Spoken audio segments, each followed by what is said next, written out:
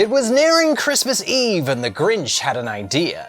It was a devilishly simple plan to steal all of Christmas cheer. But in amongst his efforts, there was but a glitch, the kind that would make the Grinch exclaim, "Son of a bitch!"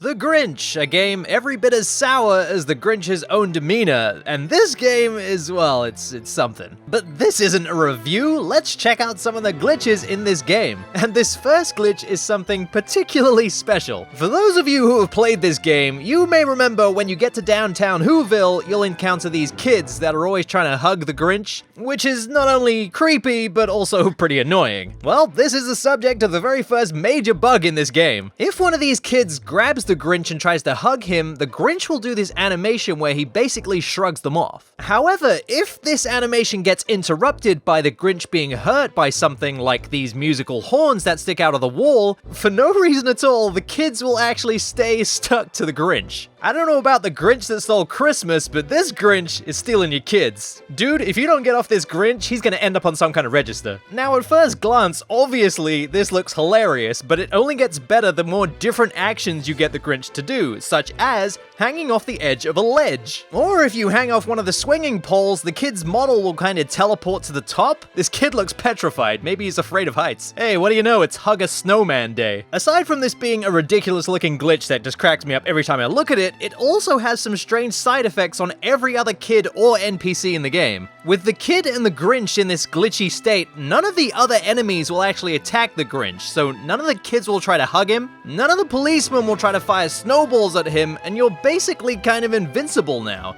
That is, until you step into one of these phone booths, and then for some reason everything becomes normal, but the kid is still attached to you. And if you really want to round things off, if you return to Mount Crumpit with the kid still attached to you, you'll actually soft lock the game. That really is the icing on the cake. Wow, it doesn't say anything about this in the Grinch book.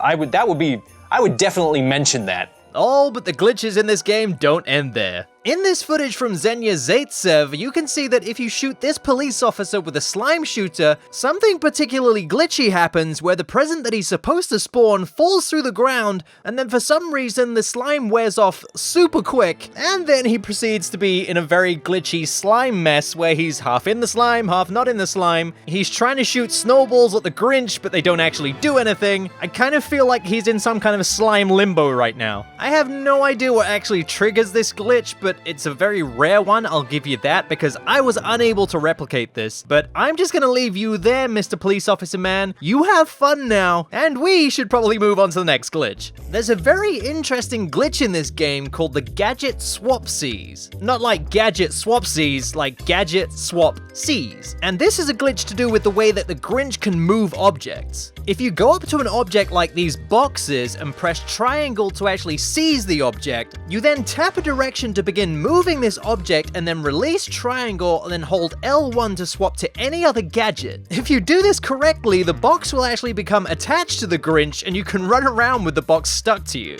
Oh man, first it was the kid and now it's the box. Also, if you accidentally bump into any of the walls or objects around you, the box will now be suspended in the air. However, you are actually able to bring the box back down to earth by simply grabbing it once again. Now on the face of it, this does look like a pretty dumb and useless glitch, but it's actually pretty useful in a speedrun. Using the strange properties of this glitch, we can actually get a sleigh part early in the Who Dump by going to the garage door and then basically using this box to actually clip through the garage door to grab the sleigh part inside. Now this is a kind of precise trick, but it is doable, and that makes this glitch actually useful, even though it looks pretty dumb. Our final glitch takes place in Who Lake, and this is actually a pretty simple one to do, which makes it even more surprising they didn't discover this during development. Go to this part in Who Lake and you'll find this slope that if you stand on it, the Grinch will actually slide and fall into the water, which is a big no-no for the Grinch apparently. What we're going to do is have Max right near us and then jump onto this ledge and get the Grinch to the top of it, and as he begins sliding down, quickly whistle for Max. Max will then appear on this ledge, and now we just run to the top of this hill, and then we can switch back to the Grinch, and the Grinch will now be out of bounds, which in this case is under the water. Now there's a lot of places you can actually venture around under this water, but there's a lot lot of invisible walls too, so anything that's blue you can get to until you're cased in by some of the walls surrounding it. So as far as out-of-bounds speedrun strategies and that kind of thing, this is really useless, but it is always fun to explore out-of-bounds. Just make sure that you don't jump anywhere here, because you'll hit the plane that tells the game, oh, the Grinch has fallen in the water, and you'll die and reset back to the very beginning of Who Lake. But if you don't jump, then enjoy being out of bounds, I guess. And so, with that, the Grinch had a very interesting Glitchmas. He went here and there and saw different sights and sounds. He also kind of wondered why he went out of bounds. But now it's time to wrap up this fireside story and check out something a little more gory. I'll see you fine folks tomorrow.